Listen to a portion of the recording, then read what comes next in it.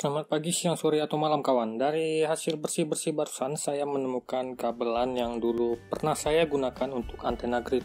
Lumayan panjang lah, 15 meteran lebih ini. Nah, kabelan ini akan saya langsung coba manfaatkan sebagai sarana koneksi internet ke PC saya. Tidak lagi menggunakan wireless adapter seperti saat ini. Mari kita simak caranya.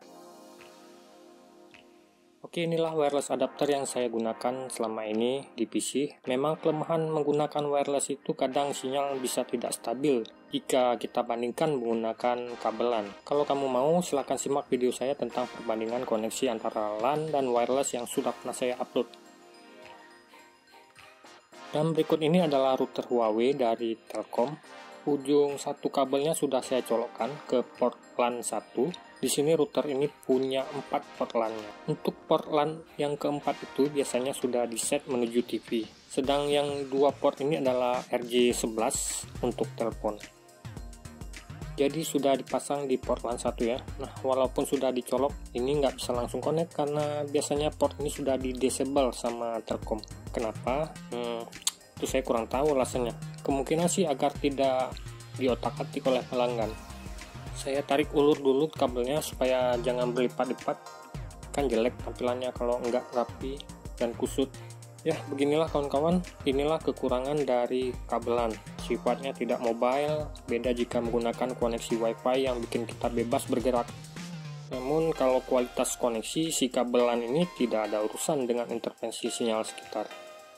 Kabelnya sudah mencapai bagian port LAN PC saya, di belakang nyempil, kita colokkan langsung, sip, sudah masuk, tapi tidak kelihatan ada lampunya ya. Biasanya akan kelihatan klip kalau sudah terkoneksi.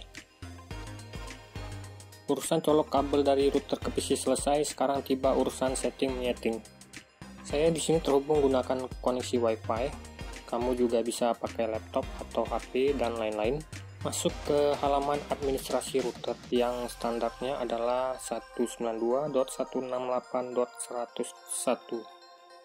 Jika belum pernah diubah-ubah, jika sudah disetting ulang ya tanya sama tukang settingnya. Atau gunakan network scanner saja yang jauh lebih gampang. Misalnya kita cari yang port terbuka itu di port 80 dan port 21 untuk FTP. Kita harus bisa login menggunakan super user, bukan admin biasa atau user biasa yang biasanya tercetak di belakang body routernya. Biasanya itu masih user standar.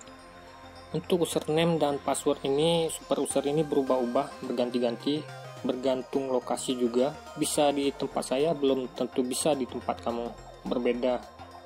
Jadi yang bisa kita lakukan adalah mencobanya satu persatu.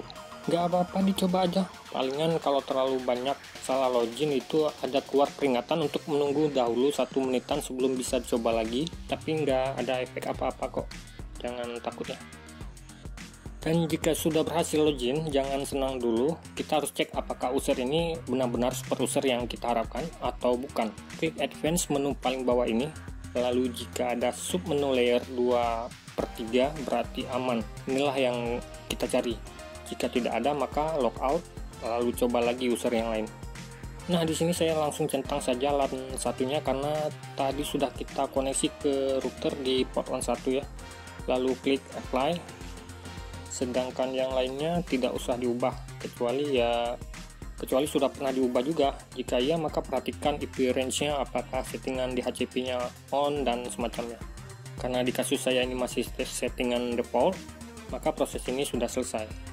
Jadi diperhatikan ya, kalau memang punya kamu sudah pernah diotak-atik dan nanti tidak berhasil connect, kemungkinan ada settingan yang belum tepat. Tidak beberapa lama setelah proses aktivasi port LAN 1 tadi kita lakukan, kita apply, koneksi menggunakan kabel ini telah berjalan sebagai mestinya. Bisa dilihat di rekaman ini, internetnya sudah jalan. Dan di status router juga sudah tampak perangkat yang terkoneksi. Di sini saya sensor dikit mic-nya, tapi ya sudah 100% berhasil. Sebelum saya akhiri, ada satu tips troubleshooting soal koneksi menggunakan kabelan ini. Di beberapa kasus, kadang-kadang internetnya nggak bisa otomatis menyambung lagi setelah PC dimatikan dan kita hidupkan lagi. Nah, itu kemungkinan besar driver LAN card-nya punya fungsi energy saver yang aktif. Jadi cara ngatasinnya, klik kanan pada adapter LAN, lalu properties, lalu tekan configure seperti pada gambar ini, lalu di tab paling atas pindah ke tab power management dan uncheck opsi allow the computer to turn off this device.